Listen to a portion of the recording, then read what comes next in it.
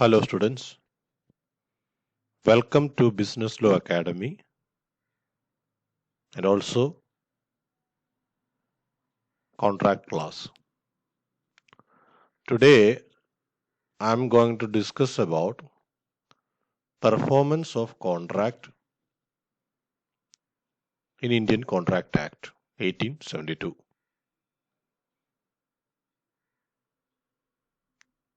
The performance of the contract part is explained under section 37 of Indian Contract Act. So in this chapter I am going to discuss about what is the performance, what are the types of performance, and who may demand and perform the performance of contract.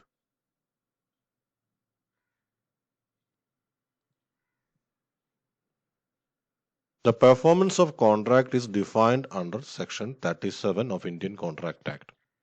It simply means the terms of performance of contract means fulfillment of respective legal obligation created under contract by both the promisor and promisee.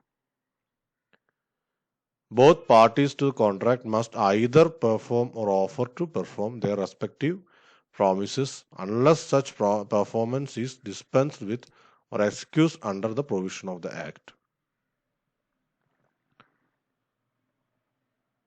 Act of performance of contract either to perform or offer to perform. So, as per section 37, there are terms, conditions, obligations in a contract, and those obligation has to be performed by either promisor or promisee. So, while completing those obligations by an act or an intending act, it may act as performance of contract. Okay. The act of performance of contract may either perform or offer to perform. So, there are two modes of performance of contract. It may either to perform or offer to perform. Either we complete that performance or we gave a notice to the promiser to perform, we gave notice to the promisee to that we are intending to perform that contract. So these are the two modes of performance of contract.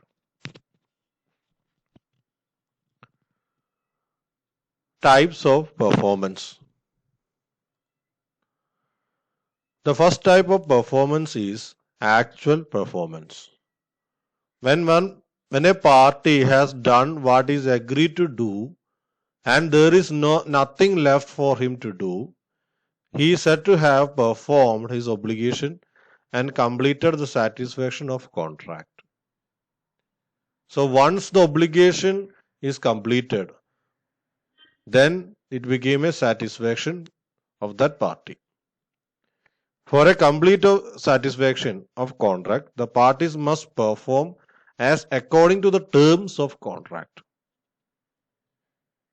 There are some terms to perform that promise which is given by the promisee.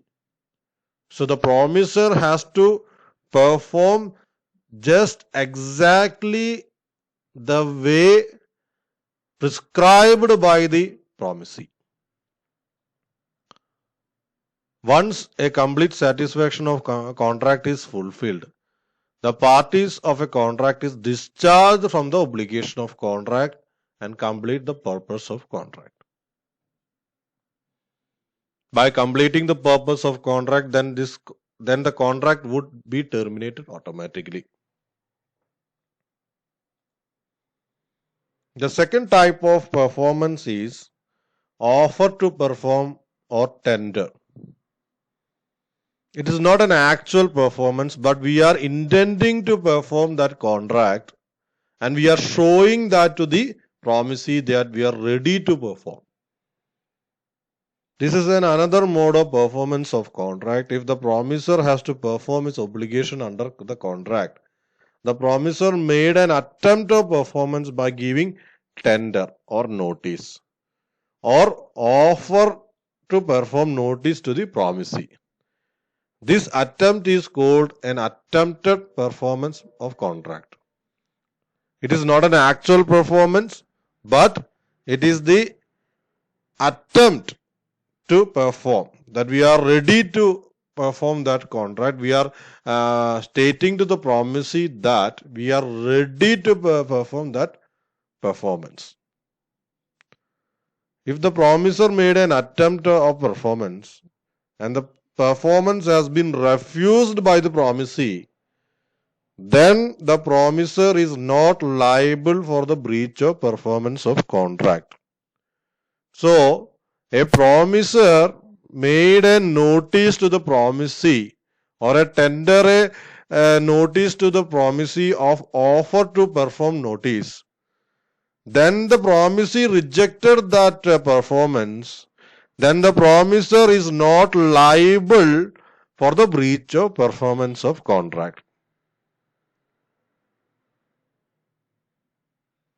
Once the performance is refused by the promisee, then the promisor shall be discharged from the obligation without losing his right upon contract. Here, without losing his right. Right means the right of performance and also a right to claim compensation against promisee due to the breach of contract by the promisee. So those are the rights which is not going to lose during this refusal.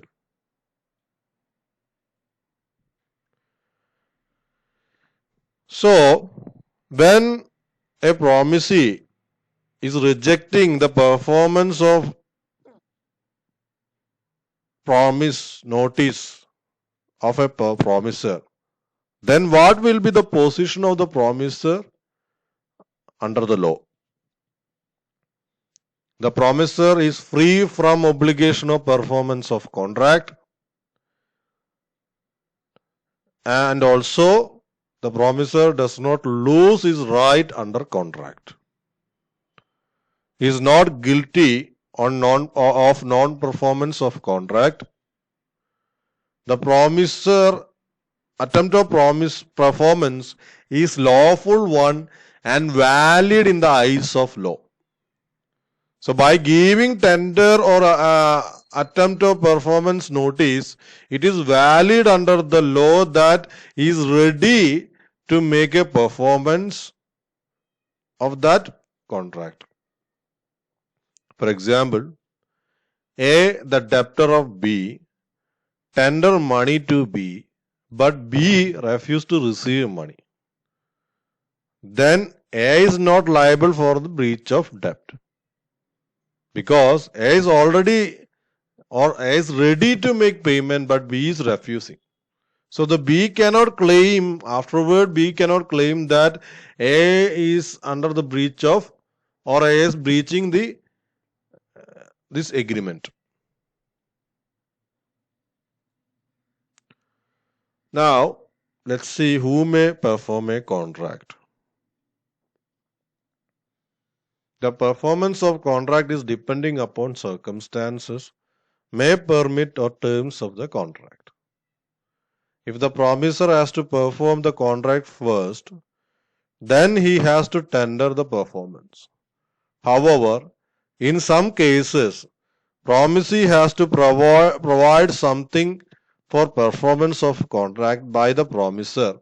Then in that case, promisee has to perform contract first. Let's see an example for this theory. B made a contract with A that the B will provide food in A's home. then it is the duty of the A to give necessary space for B to fulfill his contract with A. In this case, B is the promiser, but for fulfilling that promise, B needs some space in A's property.